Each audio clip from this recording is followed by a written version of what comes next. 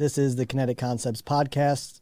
On this episode number 3, we're going to discuss marksmanship in law enforcement, which is obviously a really big deal. Marksmanship in real life is by and large more difficult than what you are putting yourself through in a range environment. It's all on you to do the work to increase your skill. We just kind of went through the motions because we got compliance or whatever it is, and we essentially robbed ourselves of a rep. 118, tell this family hello. I can't copy. I can't tell our family hello. We got crews coming. We do currently have a pistol class, but I would say that that's not our primary focus right now. We're really focused on giving officers the process to complete tasks, so the officer has an opportunity to arrive at the point where marksmanship matters. What we do know about police accuracy, we know based on several studies, there's actually been quite a few, most people probably don't know this, actually going back pretty far. But what we know is that in these studies, officers generally miss their target about half of the time, and when they do hit, they only hit with about 30% of the rounds they do fire.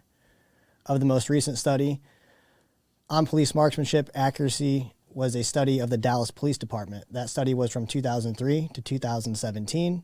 There were 231 total officer-involved shootings, but they only pulled data from 149 of those shootings based on a single officer, single suspect metric.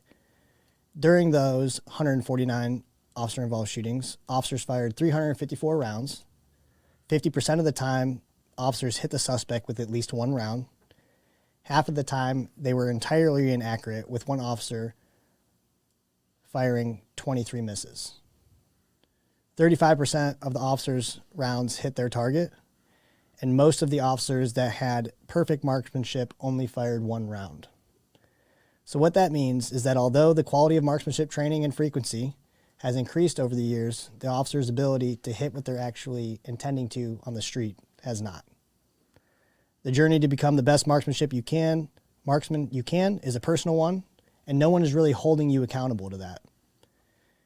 Depending on the department or organization that you're assigned to, that standard is probably higher, but we're primarily talking about patrol officers and tactical officers that get likely the least amount of training. The reality is that the information to become a great marksman is already out there. It's on YouTube, it's on the Instagram, it's in books, it's online, and the only missing component is likely your willingness to put in the work to get better. So my first experience really shooting pistols at all wasn't all that long ago. It was about 9 years ago. I was a nuclear security officer at a power plant. So I was a glorified security guard and probably got better training than most police officers. But that was the first time I had ever really consistently shot a pistol and was also held accountable for scores and whatnot. And at that time, there were only iron sights. And so the things that were taught to me then, in terms of marksmanship, fundamentals of marksmanship, are the same things that are taught now in relation to the fundamentals of marksmanship, because they kind of don't change, right? It's a constant. Applying the fundamentals of marksmanship is a constant. There is basically the right way to do that. Now, along the way through your journey and taking other classes and learning different things, you pick up on different aspects of applying the fundamentals that allows you to increase your speed without sacrificing accuracy. And so the grip that I had 9 years ago is not the same grip that I have today on my pistol, right? I've made some adjustments. I've learned some things, especially now with the red dot, that kind of definitely changes some things, sight picture, all that kind of stuff, right? And so that's where it started for me. And then going through the academy, I think we had maybe 40 or 50 or so cadets in the class, and I was the top shot in the class, which isn't really saying a whole lot because you have officers with a number of different experiences. Most of them never shot a gun before in their life. And then after that, obviously for the first couple years, at least just maintained the standard qualification score, went out and shot on my own. But then it wasn't until I started getting involved in maybe some more advanced assignments within the department that I actually started applying myself to learning how to apply the fundamentals of marksmanship at a high rate of speed without sacrificing accuracy. So one of the conversations that we have in our class, first thing when we start shooting simunition rounds at not even live people yet, just targets, is we talk about what is an acceptable hit on a target. And that's one of those things that I see when we have officers come to, say, the range and they're shooting at a target. And, you know, let's use the VTAC target, for example. Those are the targets we use.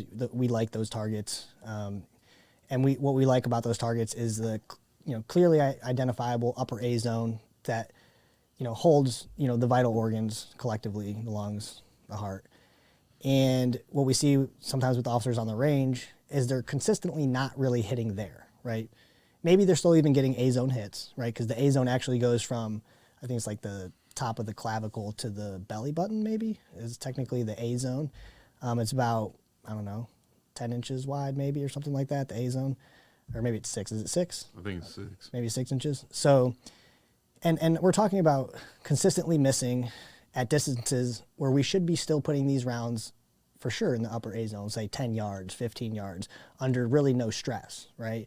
We should be able to, and so what we see is officers continuing to miss into certain areas, and those officers just kind of accepting that as that's okay, right? And then we kind of, you know, personally go up to the officers like, hey, I want you to do this, right?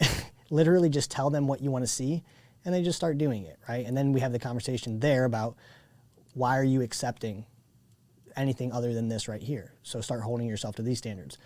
But when we look at these targets in class and we talk about what is acceptable, our personal belief is that the only thing that matters is hits in vital areas as quickly as possible. And our goal is to hit the upper A zone, right? So that is about the clavicle to maybe the bottom of the chest, essentially, is the upper A zone. And we explain why, you know, we want to hit people there. It's the collection of vital organs that lie there. If you can land around there, likely to incapacitate somebody pretty quickly and discourage them fairly quickly that they probably don't want to continue to do what they're doing. And so that's the idea. And that is our goal under all circumstances, being that target difficulty, target availability, distance, movement, right? But if we get into an engagement personally, and I do hit, you know, this target, this person in the upper A zone one time, and one of my rounds hits them in the belly button, that's a personal conversation that I'm going to have with myself about accountability and what happened there, because that shouldn't have been the case. Now, maybe there's some contributing factors, you know, but that is always the standard, right? Upper A zone all the time, as long as it's available for you to do that.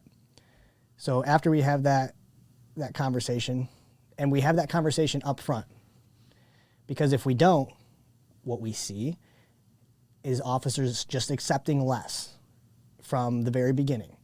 And when we allow them to accept less from the very beginning, we're just wasting simunition rounds and not getting the results that we're looking for anyways.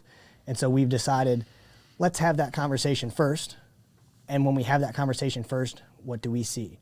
We see them actually trying to meet the standard, right? So I also think that it's important to acknowledge that marksmanship in real life, under real circumstances, with real implications, is by and large more difficult than what you are putting yourself through in a range environment. The vast majority of officers, right? And the vast majority of officers being qualification time, right? The idea that you might be faced with a target that is in any way, shape, or form similar to what you will experience out in the real world in a qualification is nowhere near what you can probably expect to see. You know, and I think most officers, most engagements, there's some movement involved. Whether it's the officer, the suspect, there's some movement involved. And do officers, I mean, I know for sure in qualification, officers are not moving and shooting. And so if the only time that you're shooting your gun is in qualification and you're not moving and shooting, that's likely not the situation that you're going to find yourself in. And when we start adding these other variables, things start happening to our marksmanship. What would you say about maybe not the standard necessarily to qualifications in general, because I think they're different for different agencies. They have different standards. But how does that standard translate to what an officer is expected to be encountered with in real life? Well, I mean, the standards, I mean, it's usually based off, you have like some sort of governing organization, like what it is, CLEAT, or not CLEAT, but TCLO, and then I think other states have their own like state certification board, like POST, or, you know, different states have different things, right? And each department, as long as they meet whatever that governing body has, they may have stricter or harder standards that they can add on it, as long as they don't take away from what the overall governing body has. But you have to have, if it's a large agency, I mean, everybody's got to qualify. So what they base the qualification on is like a kind of like the minimum, so that everybody across the board on the department could strive to qualify to achieve. And that in itself is not you know, reality as far as what you're going to experience in a real engagement. It's not going to be, you know, most, you know, they're the three elements of every, you know, gunfight, so to speak: speed, accuracy, and movement. And well, we already just said, you know, most quals that we've seen and been a part of, there's no movement. So you're already taking one of the factors that's in every gunfight away in your qualification. And then in some quals, I know quals have changed over the years, have gotten better. The necessity to train for your individuals within your organization, right? Like if you have someone who is a high level shooter on their own, goes in and does this qual that's at a lower level than what their skill set is, then there's no incentive for them other than personal accountability to go and to continue to try to find training, because they can already achieve what they need to achieve, right? But then you see, once you start getting to these specialized units, you know, you have a quarterly qualification that's a little bit harder. And then once you get to like your SWAT teams and things like that, you have qualifications that are even harder than that. And so I think that it's important that we have those, and that they're not just your base level, that they are a little bit difficult comparatively to what your assignment is, so that it does force your individuals to continue to try to strive to get better. That it's not just something that's easily attainable, that they can just go and mail it in once a year, you know? I also think that we can't continue to put all the ownership of that aspect of policing on the individual officer. Because as soon as you allow them to make their own choices about what they're willing to put themselves through, I mean, we just know that they just generally don't do it, right? So go out and get more training, or go out and become the best marksmanship that they can. So if really there is going to be any change just in terms of, I would say under even just range conditions, seeing better results, it's going to have to be done and implemented by the organization, right? Supplying the ammo, allotting the time, et cetera, which is something that we definitely don't have any control over, right? So whether or not that happens. But if you are on the range and you are only exposing yourself to those range conditions of marksmanship, you need to understand that what you are accomplishing, you are only accomplishing under those conditions in that environment where everything is in your favor, right? Yeah. And the target availability that you have is the best you'll probably 100%. Ever have, right? And so that's where it becomes really important to understand what you're willing to accept based on time, distance, target availability, right, on the range. Because if you are consistently dropping rounds at 10 yards and you're trying to, let's just say, hit a 3-inch circle at slow fire, 10 yards, 10 rounds, okay, and you're consistently missing it all. Missing it all is a harder problem to solve, or missing all over the place is a harder problem to solve. But if you're consistently missing in a certain, direction, all my rounds are low left. Okay. At 10 yards, this is what's happening to your rounds, right? You're missing 3 inches to the left. Okay. Well, what's happening now when you're at 15? What's happening when you're at 25? And what is happening is that likely those are completely missing the target. And you need to understand that.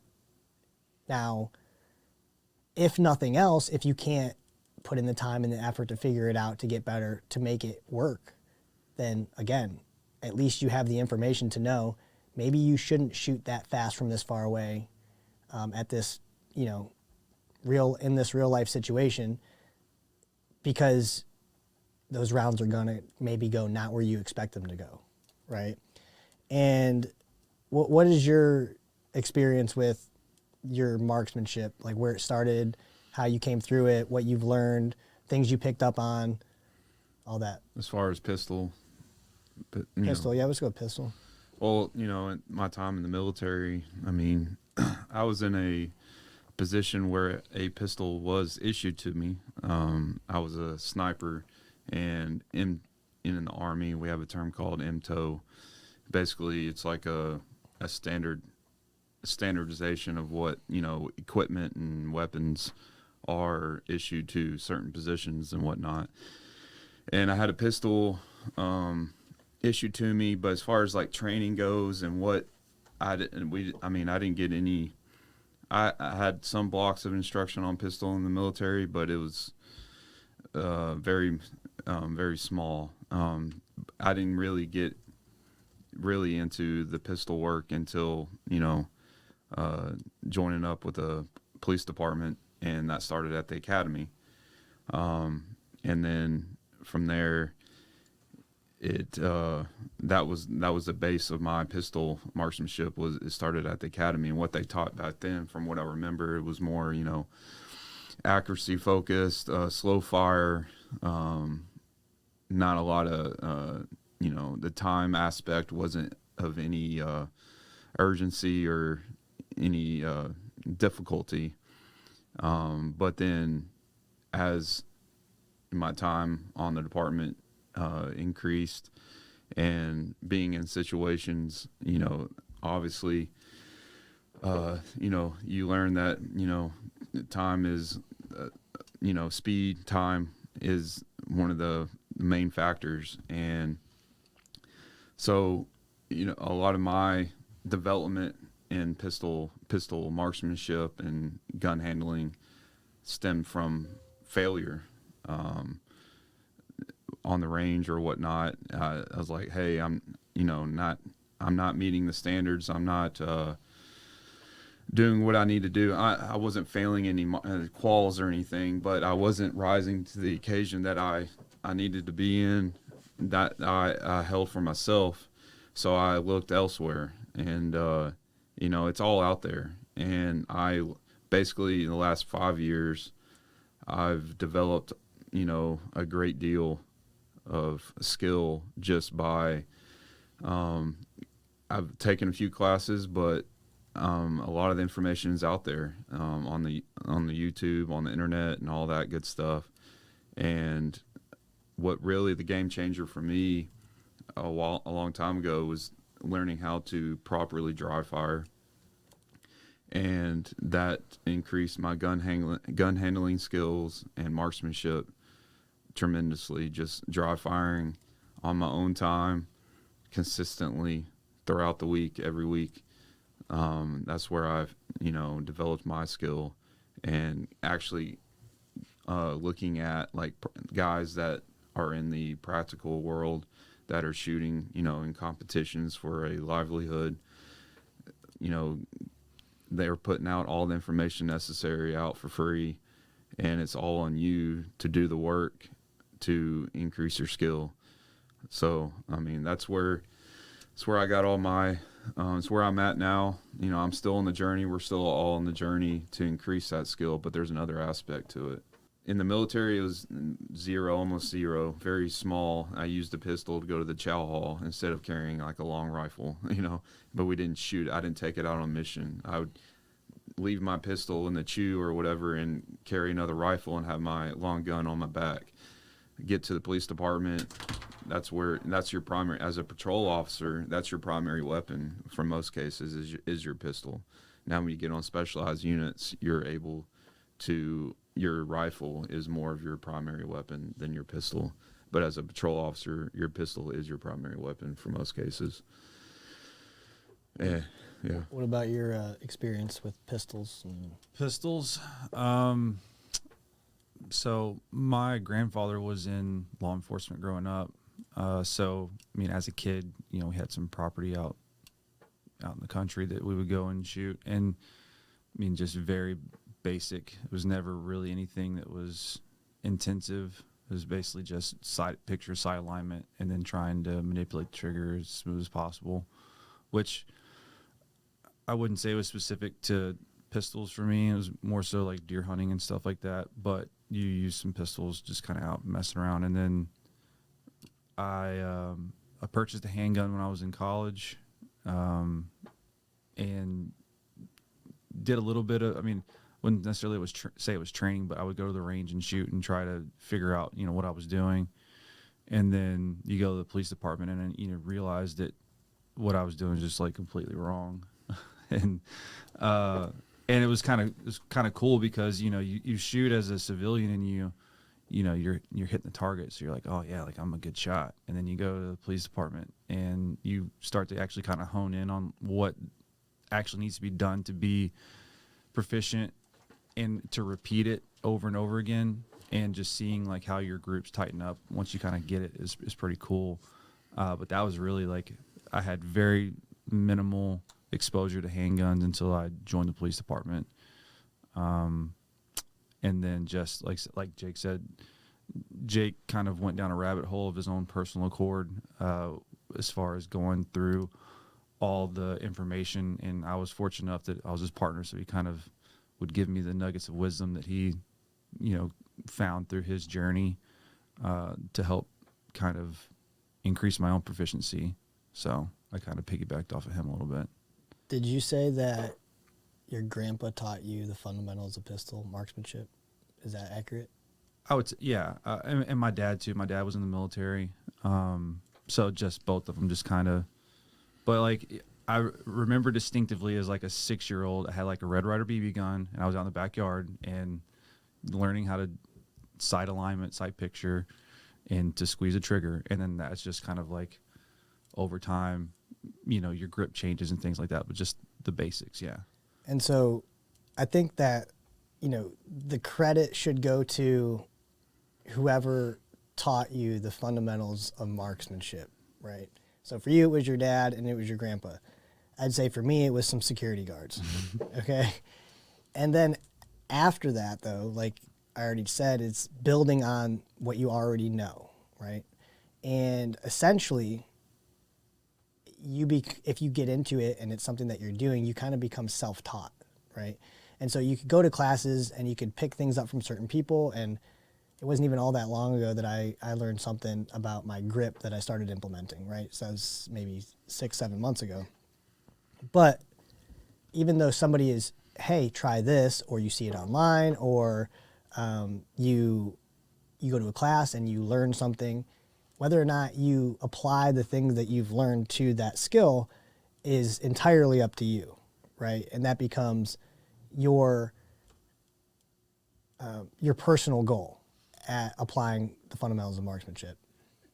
We talk about this a lot, where you may not get everything out of a training, right? Like a lot of times you go to a training course and you just fire hose of information. And we talk about this where our goal is to try to pull something, at least one thing away from a training that you found valuable that you can then implement into your day-to-day routine or your marksmanship process or whatever it might be. And especially with the handgun classes, it may be just a tweak to your grip. And, oh man, that really solved this problem that I was having where I was missing low left or whatever it might be. So, yeah. And we had talked about this, about courses, and I've heard in the past officers attribute a training course to something that they were able to accomplish out in the real world in an engagement. And if you are already an officer who has an advanced level of skill, like you sign up for the class yourself and you're looking for that one thing, then maybe that's the case. But if so much time has passed between when you took the class and you've literally not implemented that thing at all, because that's the conversation we had about going to trainings, is it's only valuable if you decide to keep practicing it. And so I just think that aspect of, I think there's some accolades maybe involved in that, where an officer maybe goes to a class and learns something, especially when we're talking about pulling the trigger, and then something happens several months later and they attribute what they learned in the class. I kind of find that a difficult concept to really understand. Especially in that moment, are you thinking about that one thing that you learned and you haven't done it since then? And you had gone through a rifle class and we talked about the things that you learned in there, the things that you picked up and you had learned, and how much time has been since that class, do you think? 2 months maybe? Yeah, maybe. So maybe 2 months. I think at the time it was maybe a month. I talked to you, again, after you had already gone to the class, but I talked to you again about it. And the thing that I asked you is, of the officers that were in that, how many were in that class? 12 maybe? Yeah, maybe. 12 officers in that class. How many of those officers do you think have consistently been applying anything that they learned from that class since then? And the answer is probably close to 0, right? And so that's how you get good and build proficiency at tactics, at marksmanship, is consistently doing it over and over again and being able to replicate the results. Now, there are things, again, that you can learn, that you can really make the adjustment and not have to, that will actually help you in assisting you with getting to marksmanship, that won't take necessarily training per se. So we talked about sling adjustments on your rifle and marking your sling. If you choose to use your sling for applying the fundamentals of rifle marksmanship and under certain circumstances, one thing that we had talked about is marking your sling so that you can get that quick adjustment right to where you like it. If you have to go, maybe the sling's around your neck, now it's around your body and you want to use it for some type of support to pull the rifle into your body. That's something that you could do and not really train all that much and get it done, right? Because you're already doing it. It's just by not marking your sling, you're essentially maybe not getting predictable results with your sling in that manner, right? Another thing that you could visually see, if the officer has no baseline understanding for what you're teaching at all, and that's usually the case in our class. Cops aren't doing the high-risk vehicle encounters tactic at all. So when you come to the class, and again, it's just like any other class or course, though, if you don't continue to apply the things that you're learning after the class is over with, chances are you're not going to get predictable outcomes. But if you do come to the class and you do understand the idea and you do apply yourself and you do get into that situation, I mean, we could literally look at the body camera and see if it was of assistance to you, and you could attribute what happened to, hey, I took this class and I got into this thing and, it helped me under this situation, right? So in one of the classes that we took from a competitive shooter, he talked about two different types of how he views two different types of targets. And he talked about an attack target and he talked about a control target. You want to talk about those two types of targets? Yeah. So I'm not using his exact verbiage, but an attack target is, in a sense, like a throwaway target, something that's perceived it's pretty close, and you don't, as far as like your level of confirmation, as far as like your visual piece on what you need to achieve to get the acceptable hits, you can achieve pretty fast and fast and accurately. And those are your generally speaking, your closer targets. Now, for these professional shooters, the guys that are competing on a regular basis at the highest levels, their definition of an attack target is completely different from your average shooter. They can get away. They can use a firing solution for an attack target for something that I would consider a control target. But a control target for like the average person would probably be like when you start getting out past, 12, 15 yards, those are starting to turn into more of a control target, especially like 20, 25 yards. Those are controlled targets, depending on size. But like your attack targets are your close in, 3 to 10 yards, with a pistol, obviously. But basically, like in your aiming scheme for an attack target, and there's different levels of confirmation, like I said. So, for an example, a attack target, you may only need like the outline. This is like the bare, like different people have different ways of describing it, but like they have like 3 different levels of aiming schemes or levels of confirmation. For like a 3-yard target, they may only need like the outline of their gun, center mass of the target, and they know with their training and experience, they're going to achieve the hits that they need for that target. Now, for a 25-yard popper that's out there, so to speak, that they may need to confirm that their dot is exactly where it needs to be in a more controlled trigger press to the rear.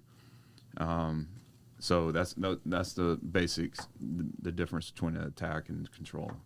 So we know that the average patrol officer doesn't understand that concept or idea. And like you said, different instructors will explain exactly what you explained in a different way, and they'll use different terminologies to explain how they perceive targets and how they choose to engage those targets. But the reality is that pretty much every cop on the street is attacking everything. Right. And there's a lot of different reasons why and factors that go into that. But under most situations, they shouldn't be attacking. And not only are they attacking, but they're not even attacking when they're training. Like if they are the officer that only shoots like when they qual every year, that qualification, most qualifications don't even have a scenario set up where you're actually like attacking a target. It's, the first scenario may be the close target where from the draw, they may have like a quick time standard where that target's facing and then it faces a different direction. So that that's an attack target. But as far as like what they're doing on the street and what they're doing in training, for the most part, you don't see anybody training in an attack method in their training, and then they're doing it on the street, and then the results are apparent, low hit rates and everything like that. They're not even on the street and making a conscious decision to attack the target. Right, yeah. It's an unconscious, emotional. It's an emotional decision being made with gunfire, an unconscious emotional decision being made with gunfire that doesn't necessarily have a lot to do with the fundamentals of marksmanship. And so we've seen videos where cops are performing outside of their expectations, right? Mm-hmm. It's clearly obvious based on their shooting cadence, target difficulty, distance, movement, all of these factors, that they are trying to accomplish something that I would argue the best shooters in the world couldn't accomplish if the standard is accurate rounds in vital areas as quickly as possible with a high degree of accountability and the acceptable part of the target being the upper A zone if it's available. And so obviously the faster we shoot, the more we shoot from the farther distance, especially when we're talking about not on the range under other conditions, we're going to start dropping rounds. If we're not completely missing, then we're not hitting likely in the acceptable target area, if that's our standard. And the statistics clearly show that that is the case. So we're attacking all targets no matter what, unconsciously really, because of the physiological responses to stress. And so, as I was talking about in the beginning, we understand how important marksmanship is, but we also understand that the vast majority of cops aren't getting there, right? They're not getting to the point where marksmanship matters. Right. And so we have to, and what we're doing is develop a way to get officers to focus on marksmanship, right? To have that at the forefront of your thought when it's time to make that thing happen. Now, there's a lot of things that go into that, right? Having a process for things, and we talk about that in the class, allows you to not have to think about how you're going to do this thing because you already have that foundation in place. And what we talk about is tactics running in the background, right? And under our circumstances and the tactics that we use, you know, if there's time to coordinate it, whether it's pre-planned or it's on the fly, that's better because we already know what we're expecting to see and what's going to happen. And most police officers on the street don't have a process for how they do pretty much anything tactically, right? And obviously, again, the more things that you can develop a process for, the less you have to think about. And the example that I use is, as a police officer on the street, you shouldn't be thinking about the process for drawing your gun out of your holster. I know for us, that's a conscious decision that's made. The decision's made in our mind, and then we just move to go to it, and everything else falls into place. You know, now we're talking about grip, right? You know, finding the dot if that's what we need to do. But we're not thinking about how do we detach or how do we defeat the locking mechanism on our holster, and how do we that should not be any part of your thought process. I think for most cops, it's probably not. But that also translates to pretty much everything else that you're doing, like moving to cover, right? Communicating with other people. One of the big things that we do is that we've developed certain words or phrases that we use under pretty much all circumstances that are short, clear, and concise, that mean a very specific thing, whereas most police officers are essentially saying a whole lot in a situation that doesn't require you to say a whole lot. And when you're thinking about what you're saying and you're stringing these long sentences together in these emotional, high-stress situations, you start to complicate things. Because now you're not thinking about your actions and all the other things that we should be thinking about. You're thinking about what you're actually saying and how it's coming out. And we know we've seen cops say things on body cameras because of the physiological responses to stress that make no sense, right? And from our own experiences, you know, watching body cameras, you get into these incidents, high stress, high stimulus incidents, you think that you said something that you never said. You think that you did something you never actually did. And that's those physiological responses happening that are clouding your judgment, so to speak, and are preventing you from executing the process that you need to in order to arrive at the point where marksmanship matters. So let's come up with some things that we can give officers that requires no money, okay? But it does require you some thought, and it does require some of your time, right? Because that's probably the biggest factor for cops is the money side of it. Location is a big deal. I mean, you know, indoor ranges probably, they don't allow you or afford you the opportunity to really do the things that you maybe should be doing. So you already mentioned some dry fire things. So if you want to go over a few.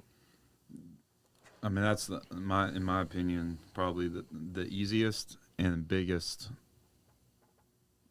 thing you can do to improve not only your gun handling, everything, marksmanship, but you need a process and you need a plan and you need to understand how to properly do it. And it only takes, 10 minutes. If you, the key, just like working out, just like the fitness world, you need to have some sort of consistency and you need to have a plan and for each dry fire session that you do. It could be just 5 minutes in the morning or 5 minutes before you go to bed or whatever it is. Whenever you find time, you have time, 5 to 10 minutes out of your day. If not more, the merrier. But I mean, you can overdo it just like you can when you're working out. But dry fire, it's, from what I've learned, you need to consciously be aware of how you're doing it and what you're doing, and work on specific skills, whether it be coming out of the holster,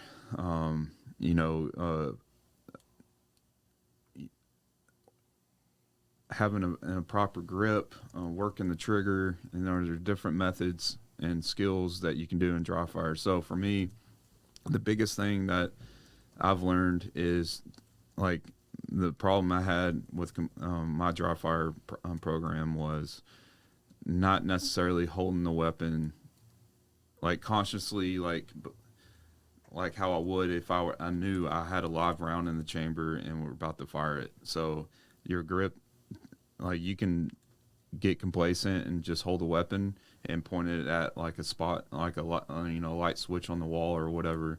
Make sure your weapon's clear and all that. But you have a target in your house, and you're just holding the weapon up. You're getting a good sight picture, and you're pulling the trigger, and you're not really necessarily holding the weapon like you need to be, like as if you were when you would if you were actually firing live ammo, and consciously thinking about that. When you go through like a 10-minute dry fire session, you should be mentally and physically smoked. Like, you should be gripping that gun like you are. If you're about to get in an engagement, you should be giving all conscious thought on whatever it is that you're working on, and actually being honest with what you're seeing. If you have a dot and you're pulling the trigger, and if you have a Glock and you put the little piece of paper behind the barrel and you have the full throw of the trigger, you're holding the weapon properly. You have a small target, whatever it is that you're shooting at whatever distance or whatever scale it is, and you're actually like giving thought and visually looking at what your dot's doing as you're pulling that trigger.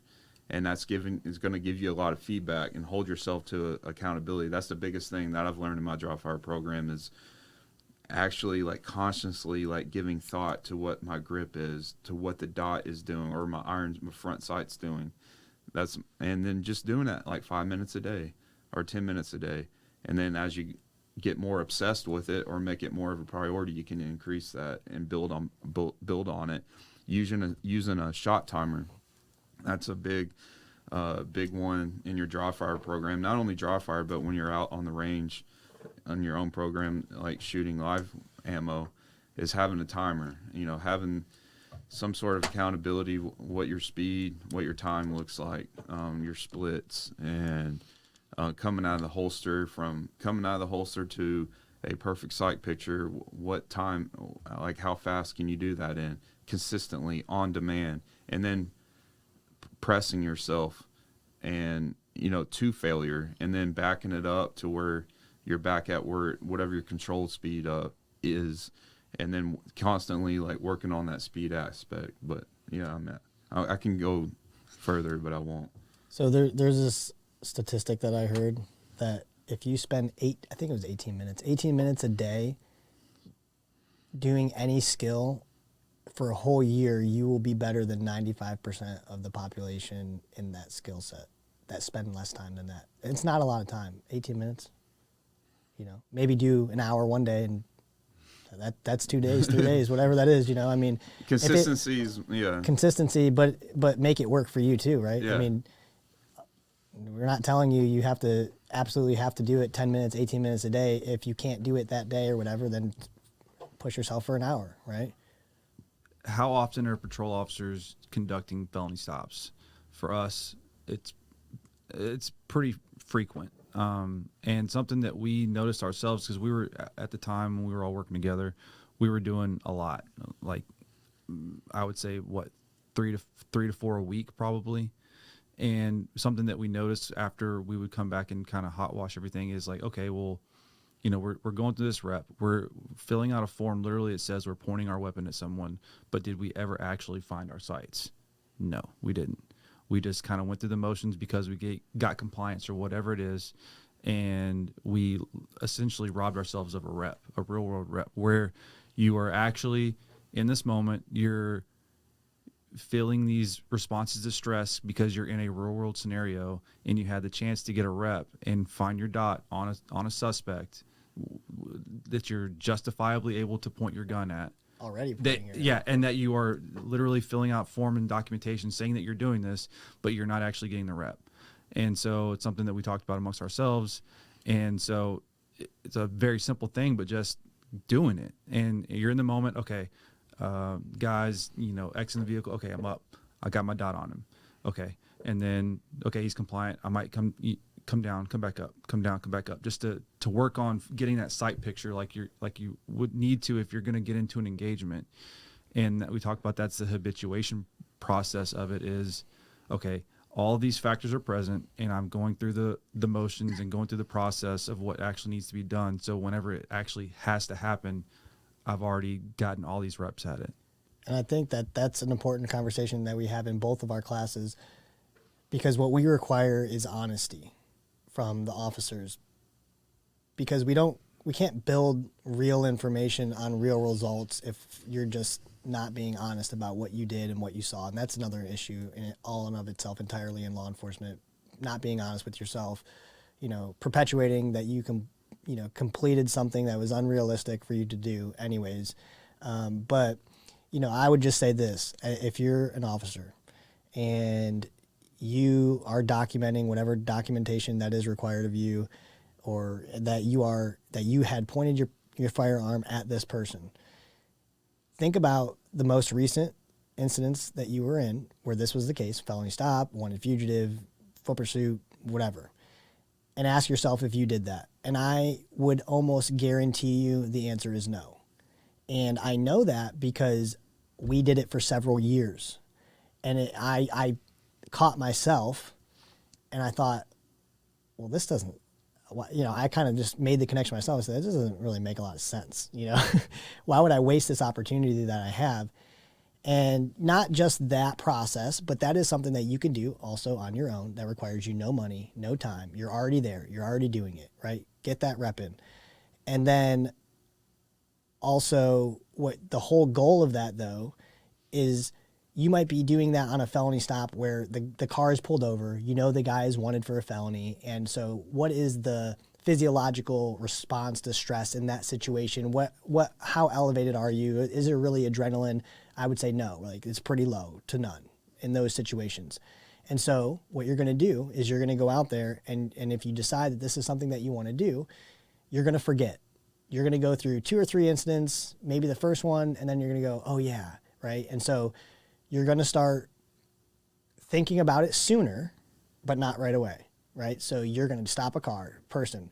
You're going to say, oh, I need to point my gun at this guy. You're going to revert back to what you were doing, just pointing your gun at him. And then somewhere in that process, it might be several seconds, it might be several minutes, depending on what he's doing. You're going to go, oh yeah, I'm supposed to be doing this thing. And then you're going to catch yourself, and then you're going to start doing it. And then you keep reminding yourself over and over again until you get to the point where you're in a situation that goes from 0 to 100, you're elevated, and you're there. It's going to take time. Like I said, the process is you're not doing it all. You're reminding yourself, okay, 3 minutes into it, I remembered, okay, I'm doing it. 2 minutes into it, okay, I remembered.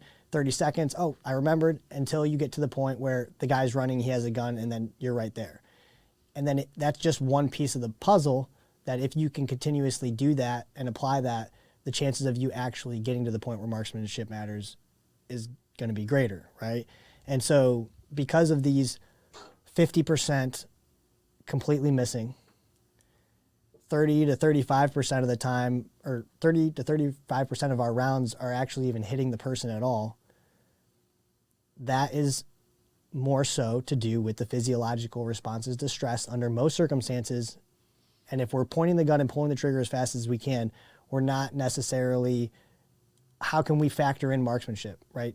If you pointed the gun at 25 yards at something that was moving, let's say on the range, and the target's moving laterally, it's a fully available target, and you say, hey, just point your gun and pull the trigger as fast as you can, and we went and looked at the target, and there was a couple rounds on the target maybe, how can we make that person better at applying the fundamentals of marksmanship? There's not a whole lot to evaluate there. You kind of did something that didn't afford you the opportunity to get to where you needed to be, right? And so that's primarily the videos that you see on the YouTube channel is critiquing those types of law enforcement engagements. And the most recent one, that you see is the guy's maybe 7 yards and these rounds are hitting the ground 3-4 feet in front of the guy. What is that? Is that marksmanship?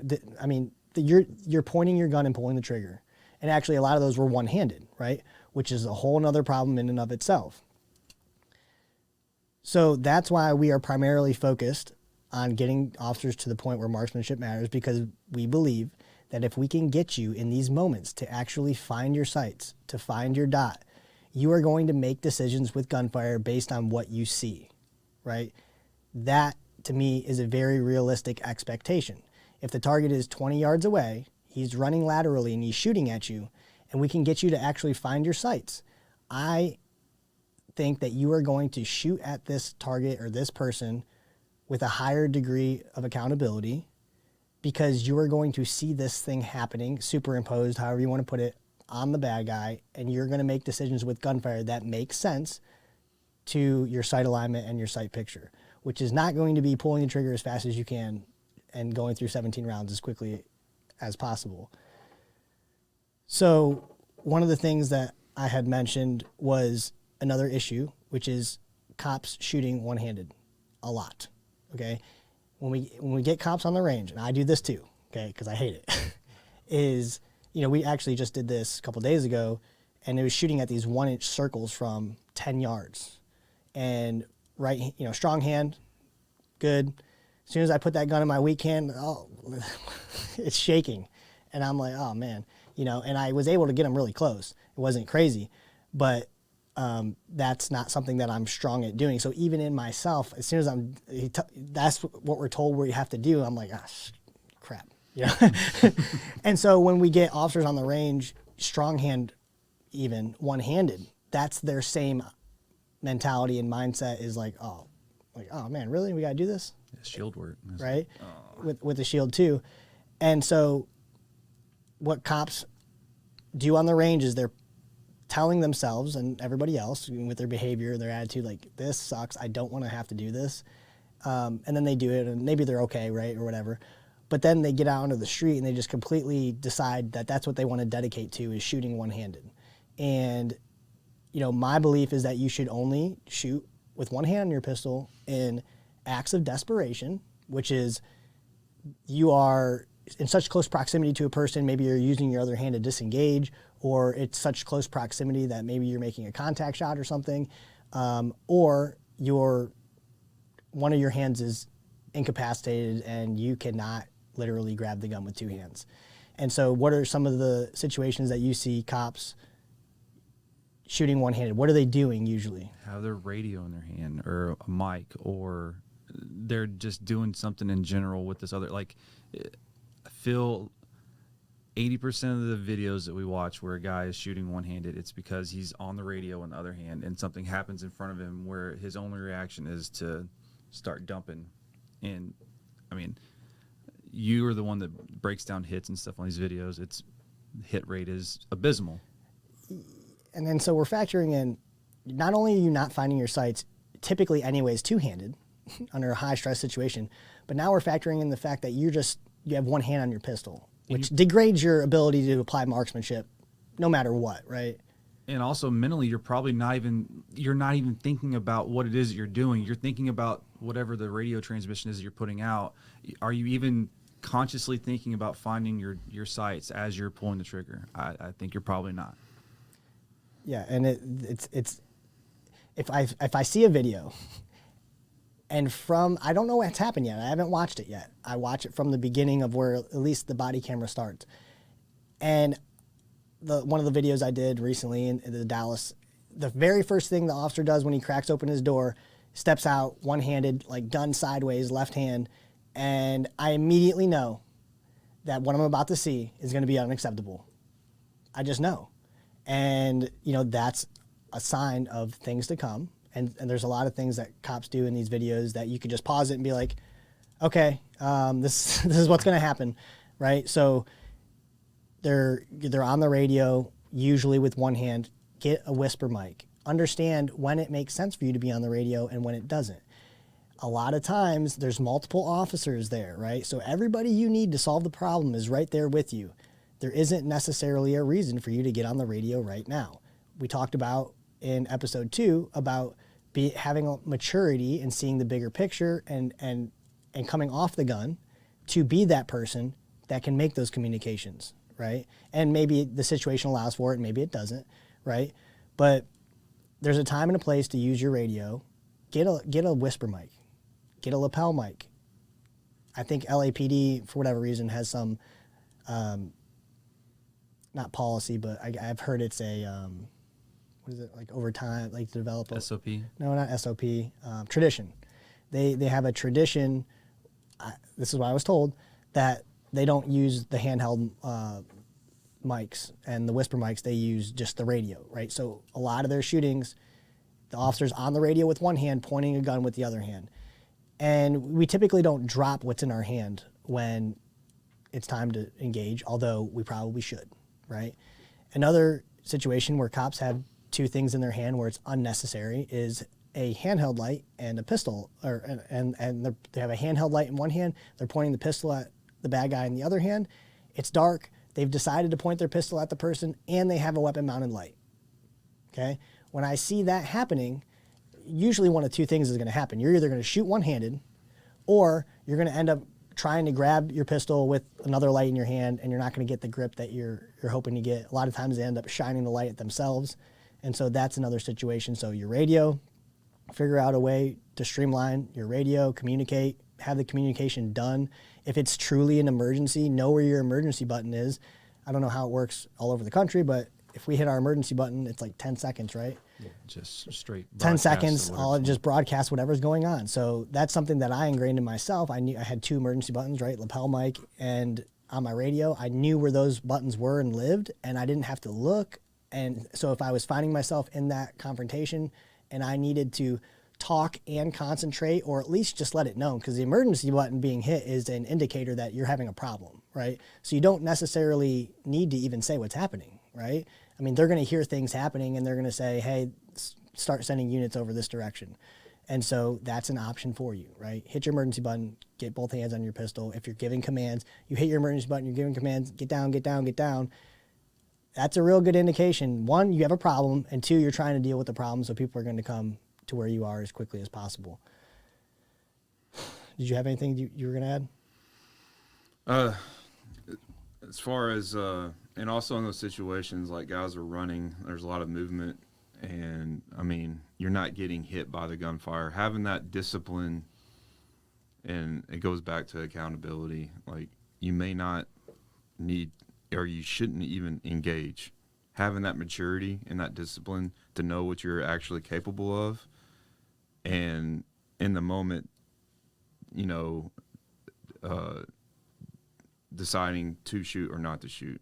That's very important, you know, as a professional. Yeah. I also think that, and to add on to what you said, that also validates the idea that cops are attacking when they shouldn't be attacking. And there's some situations that I know of through body cams online where there isn't necessarily, like, it's justifiable in terms of just an immediate threat of serious bodily injury or death. We got that part.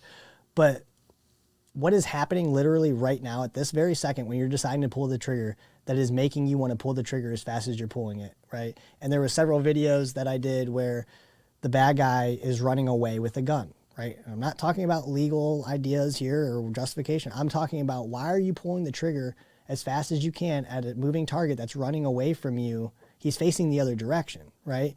And so if you feel like that's something that you need to do in that situation, like, find your shot and take your shot. You shouldn't be amped up. You know, the guy's not pointing the gun at you or anybody else, right? So you should be able to make that decision. Another thing that officers do all the time is they intentionally place themselves in the kill zone, out in the open with nowhere to go. And then what happens when somebody starts pointing a gun, when somebody starts shooting at you? The physiological responses to stress take over. That makes it more difficult for you to be able to engage the target. One of the videos I did, the officers left their vehicle and approached a guy that they knew was shooting. They already had their guns drawn, and he was in an open sand volleyball like area at a park. And so they left their vehicles to approach this guy, to walk onto the sand, to get within 15 yards of him, and then he shoots at them, and then one cop ends up shooting one-handed and trying to get the hell out of there. And all of those things that you just did made marksmanship more difficult, right?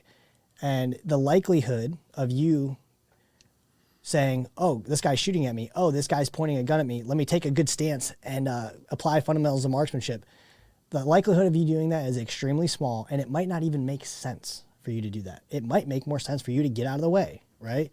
And so I think, in the high-risk vehicle encounters class, we talk a lot about vehicles, and we had this conversation about vehicles the other day, and, I think there's a lot of, I would say hate necessarily, on vehicles in general. Like, we understand that vehicles are coffins, right? Like, you don't want to be inside them when gunfire is happening at all.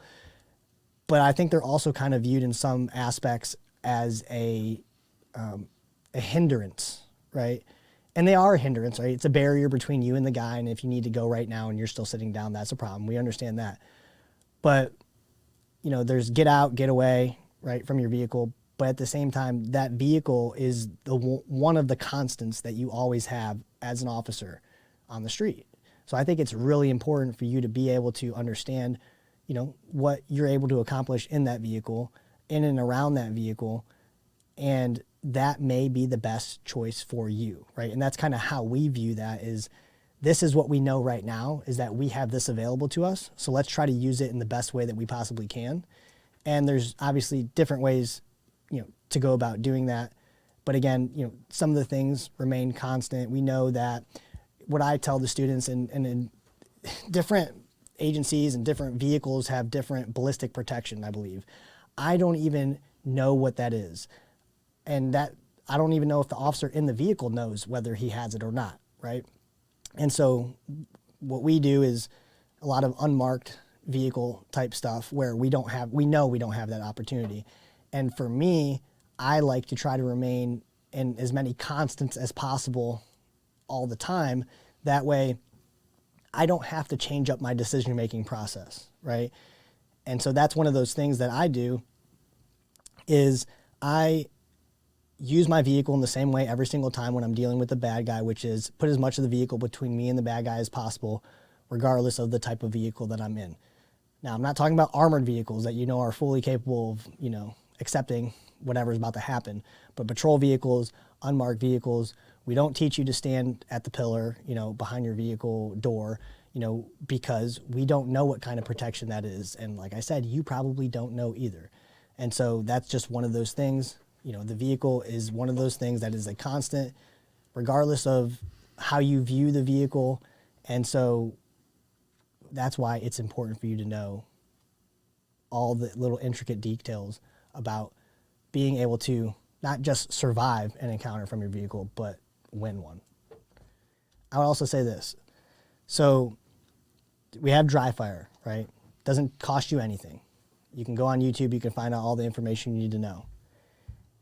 The other thing that I would tell you is, and some of the things that he talked about in dry fire, you're going to be able to identify, and it should translate to the range. But when you do get to the range, whenever that is, qualification or not, you need to analyze what it is you're doing and understand the distance that you're doing it at, the target difficulty that you're faced with, and figure out a way to accept less on the target, right? And if you don't have the time or you're putting in the work and you're not seeing the results that you're looking for, you need to understand what you're capable of accomplishing. And like we talked about, if it's outside of your capabilities, it's okay to say, well, I just didn't shoot because he was running and I didn't have it, Yeah. That's what we would like to see versus officers getting involved when there's really no reason for them to get involved, right? Work within what you know you're capable of accomplishing. You can build what you're capable of accomplishing based on your experiences and your training, and that's basically the only way, right? There's some drills, we didn't get really into drills or anything like that, but, drills are there, the marksmanship side of it they're there for a specific reason to identify deficiencies in certain things, right? So you, as the individual shooter, need to understand what the purpose is of the drill and understand that this drill is a drill. This drill is not necessarily a shooting cadence that is even makes sense in real life. And I think that is just something that I've seen is an officer will be involved in an engagement, and they, it goes kind of online or whatever, and from that engagement, we take away a drill and say, hey, look, this is where this drill, you could have accomplished this drill in real life. But what we don't know is where the officer hit this guy, right? Like, we know the end result, the guy, was killed, but we don't know, like, did 3 of those rounds go into the house? So is the conversation, hey, get better at this drill, or is the conversation, get your hit, assess, get your hit, assess, get your hit, assess, right? And some of the videos that we put out there on Instagram that you've seen is that if you're making that first round count, the behavior and attitude of the bad guy is likely to significantly change in a very short period of time, right? Thanks for listening to the Kinetic Concepts Podcast, episode number 3. If you'd like to follow us on Instagram, Kinetic Concepts_group, or on YouTube, Kinetic Concepts_group. And we'll see you on the next one. 118, so this is my family all over. I can't copy. I can't tell our family all over. We got crews coming.